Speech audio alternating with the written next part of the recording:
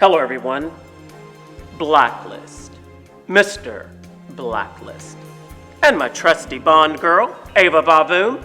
With the release of the latest James Bond film, today we're going to take a look back at some of the best quotes from the franchise's previous entries. And we'll be ignoring the obvious Bond, James Bond, and martinis, shaken not stirred type lines that they all deliver to focus on the witty one-liners. So, unholster your gun and shake up a martini as we take a look back at the best line from each Bond.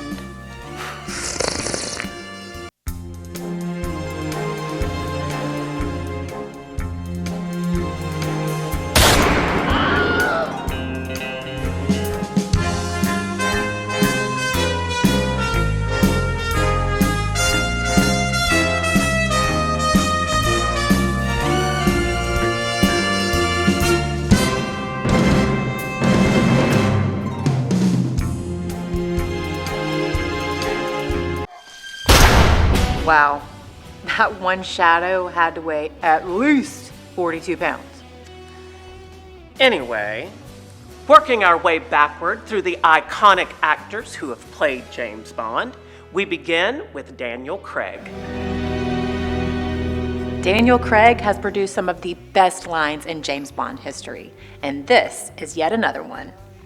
This quote took place during his debut as the character in Casino Royale, as he spoke to Vesper, and a fantastic line that is incredibly fitting in today's world. Why is it people who can't take advice always insist on giving it?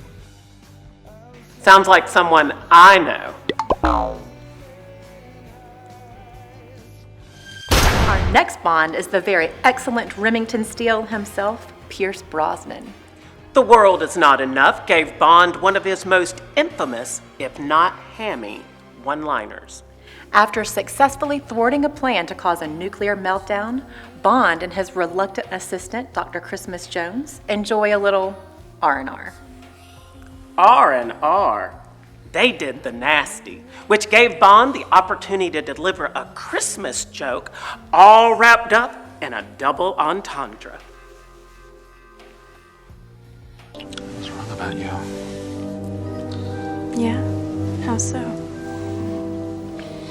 I thought Christmas only comes once a year. I don't get it. Well, ask your mama, because I sure as sugar ain't explaining it to you. Next up, Timothy Dalton, famous for being the serious James Bond and stripping his films of all puns. True, but he still delivered this gem in License to Kill when he was asked if he was a problem solver. In my business, you prepare for the unexpected. And what business is that? I help people with problems. Problem solver. I'm more of a problem eliminator. We go from brooding to dapper with our next Bond with a quote from Sir Roger Moore.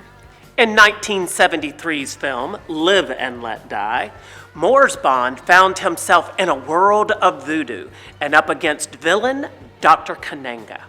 After tangling with Bond underwater in the final scenes of the film, Kananga swallows a compressed air pellet and blows up like a balloon before exploding, Giving Bond the opportunity to utter one line.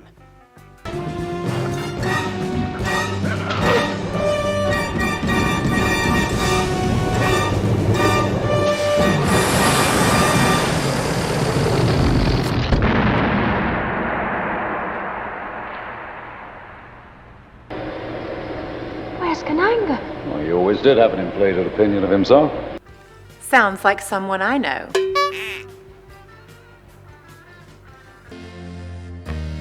Well, mates, let's see what our bomb from down under has to offer. That's your Australian? Australian-born George Lazenby only had one outing as a super spy and on Her Majesty's Secret Service, following in the very hard-to-fill footsteps of Sean Connery. He even poked a little fun at it himself. After the opening fight, And before the titles, Bond makes an unexpected joke, breaks down the fourth wall, and speaks directly to the audience. Kind of like you're doing right now. Quiet you.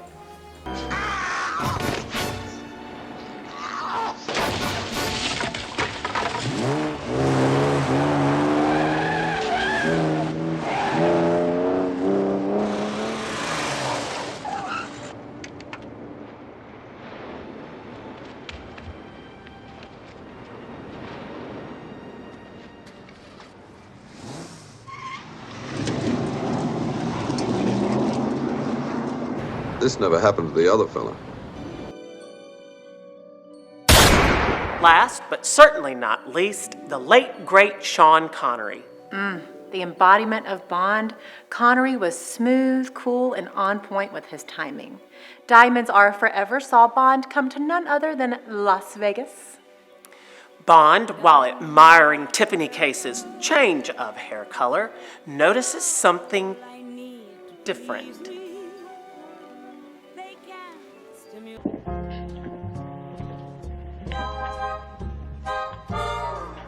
Weren't you a blonde when I came in? Could be. I tend to notice little things like that, whether a girl is a blonde or a brunette. And which do you prefer? Oh, providing the collars and cuffs match. Bond was always conscious about his wardrobe. Wardrobe. Right. This is Mr. Blacklist, And Ava VaVoom. and we'll leave you this one last one-liner about Bond from his good buddy Q. We have audiovisual. Ah, at last. 007. My God, what's Bond doing? I think he's attempting re-entry, sir. I don't get that either. You really need to get out more.